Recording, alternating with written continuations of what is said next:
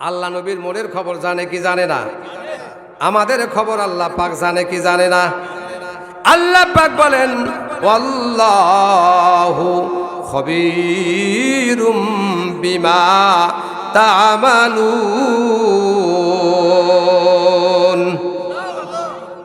বান্দারে অন্তরের ভেতরে যেটা আছে, ভবিষ্যতে যেটাও করবে, ওর খবরও আমি আল্লাহ পাক রাখি। আমার নবী ওখানে গিয়ে চুপ করে আছেন। আমার উম্মতদের যতক্ষণ পর্যন্ত শান্তির কথা না বলবে, সালাম না দিবে, এতক্ষণ পর্যন্ত আমি নবী চুপচাপ থাকবো। আল্লাহু আকবার। আল্লাহ পাক বলেন, নবী গো, আমি কি তোমার উম্মতের বাড়ি বাড়ি গিয়ে সালাম দিব? আল্লাহু আকবার। ও নবী, আমি কি জমিনে গিয়ে তোমার উম্মতের প্রত্যেকটি উম্মতের বাড়ি বাড়ি সালাম পৌঁছে দেব? নবী আমার বলে, ওগো আমার রব, ও আমার দোস্ত আল্লাহ, আপনি যদি আমাকে এই রাতের বেলায় সমস্ত মাখলুককে ঘুমায়া দিয়া ওই জমিন থেকে আরশে আজিমে আনতে পারেন, তাহলে আমার উম্মতের ঘরে ঘরে আপনি সালাম দিবেন। এটা কি আপনার জন্য কোনো কঠিন কাজ?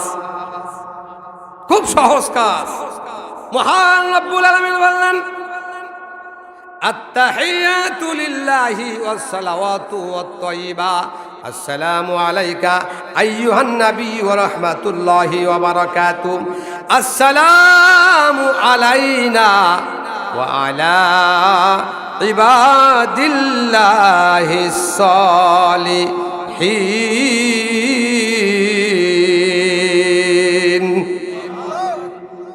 আল্লাহর পক্ষ থেকে আসসালামু আলাইনা ওয়া আলা ইবাদিল্লাহিস সালিহিন, সমস্ত সালিহিন বান্দাদের উপর আমার শান্তি, আমার সালাম বর্ষিত হোক।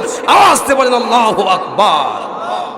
আল্লাহ এবং নবীর মধ্যে কথোপকথন হতে হতেই সমস্ত ফেরেশতারা এক বাক্যে বলে উঠল, আশহাদু আল্লা ইলাহা ইল্লাল্লাহু ওয়া আশহাদু আন্না মুহাম্মাদান আবদুহু ওয়া রাসূলুহু। সমস্ত ফেরেশতারা সাক্ষ্য দিল, খুশি হলো। আল্লাহ সালাম দিলেন, নবীকে সালাম দিলেন। আল্লাহর নবী সমস্ত ইবাদত, সমস্ত নামাজ, সমস্ত পবিত্রতা আল্লাহর কুদরতি পায়ে সুপর্দ করে দিলেন। আল্লাহু আকবার। স্বয়ং আল্লাহ পাক উম্মতি মুহাম্মাদীদের জন্য, সমস্ত সালিহিন বান্দার জন্য আল্লাহ শান্তি কামনা করছেন, আল্লাহ সালাম জানাচ্ছেন। আওয়াজ দিয়ে বলা যাবে কি সুবহানাল্লাহ।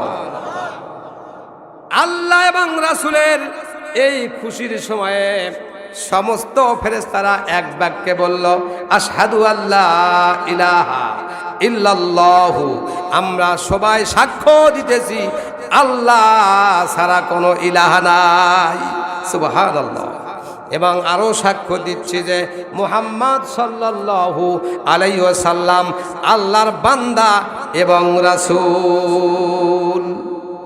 কে সাক্ষ্য দেয়? ফেরেশতারা। কে সাক্ষ্য দেয়? আমরা মানুষ কিন্তু সাক্ষ্য দেই না। যদি সাক্ষ্য দেই তাহলে নবীর পথে নাই কেন? কোরআনের পথে নাই কেন? ইসলামের পক্ষে নাই কেন? আওয়াজ দিয়ে বলেন ঠিক না ঠিক? বোঝা গেল, কাজ দিয়া প্রমাণ হয়ে গেল, আমরা নবীকে চাই না, কোরআনকে চাই না, ইসলামকে চাই না, মসজিদকে চাই না, মাদ্রাসাকে চাই না, আলেমদের চাই না, ইমামদের চাই না।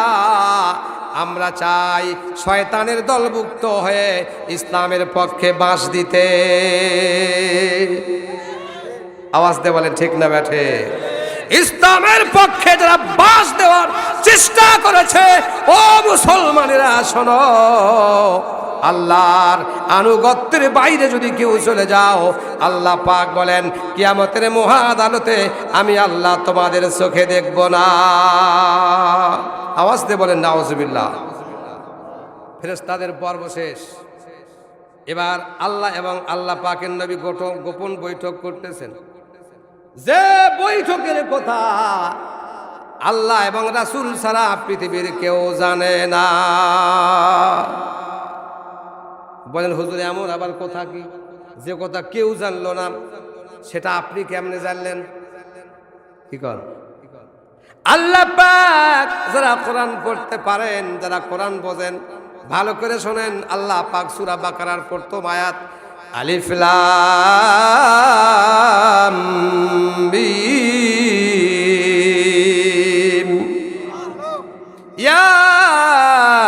ইয়াসিন নুন কফ তাসিন মিম আলিফ লাম রা কাফ হা ইয়া আইন সাদ। এগুলির অর্থ কেউ জানেনি?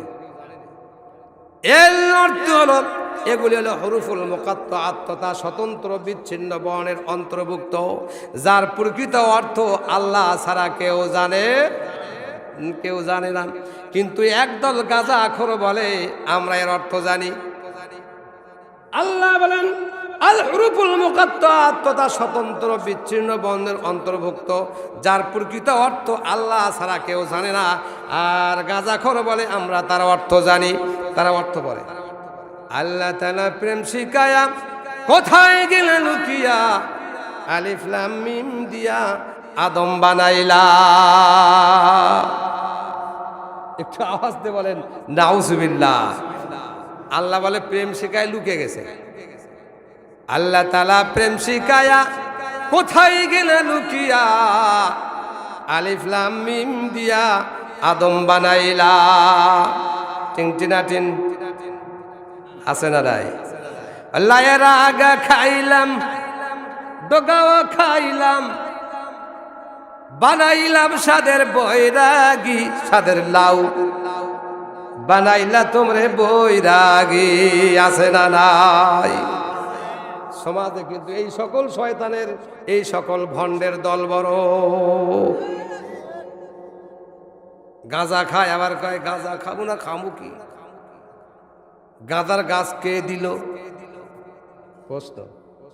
গাঁদার গাছকে আমি বানাইছি? গাঁদার গাছ তো আল্লাহ জান্নাত থেকে পাঠায়া দিছে। গাঁদার গাছ বলে জান্নাত থেকে আসছে। এজন্য কয় গাজার নৌকা পাহাড়ে চলে, টিন। আছে না নাই? তারা আবার বাড়িতে এসে বউকে বলে আজকে সিদ্ধি করে আল্লাহকে দেখে আসছি। দয়াল বাবা, কেবলা বাবা, আয়নার কারিগর, আয়না বসায়া দেব কলবের ভেতর বাবারে। আছে না নাই? আওয়াজ শেষ করবো নাকি? আওয়াজ দিয়ে দেন না আপনারা। এই বৈরাগীরা, এই বৈষ্ণবীরা কোরআন ছেড়ে দিল। কি ছেড়ে দিল? কোরআন ছেড়ে দিল। বৈরাগীরা, বৈষ্ণবীরা কোরআন ছেড়ে দিয়ে মুছ বড় করলো, দাড়ি কামায়া ছোট করে দিল, দাড়ি কামায়া শেষ করে দিল, মুছ বানাইলো তারা। সে মুছে মরদ, গুছে ধান। ওরা আবার ফতুয়া দেয় মুছেই তো মরদ, গোছে ধান। মুছ জান নাই সে তো মরদি লয় হিজলে। আমাকে হিজলা বেড়া দিছে। আবার দেখা গেল ওই সকল হিজলেদের বউ পড়ার পর বার হয়ে যাচ্ছে। কোন আলেমের বউ কিন্তু বের হয়ে যায় না। দেখছেন কোনদিন? আলমের মাথার মধ্যে মাল আছে। কি আছে? ওই বৈষ্ণবী বৈরাগী এবার তারা টুন বাজায়ার বলে আল্লাহ তাআলা প্রেম শিখায়া কোথায় গেলে লুকিয়া, আলিফ লাম মিম দিয়া আদম বানাইলা।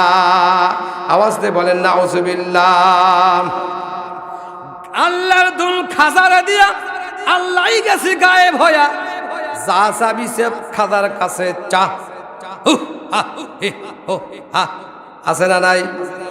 গাঁজা খায়া তারা পাগলা হয়ে সিদ্ধি টানে আর বলে আল্লাহর দন খাজারে দিয়া আল্লাহ গেছে গায়েব হইয়া, যা চাবি সব খাজার কাছে চা।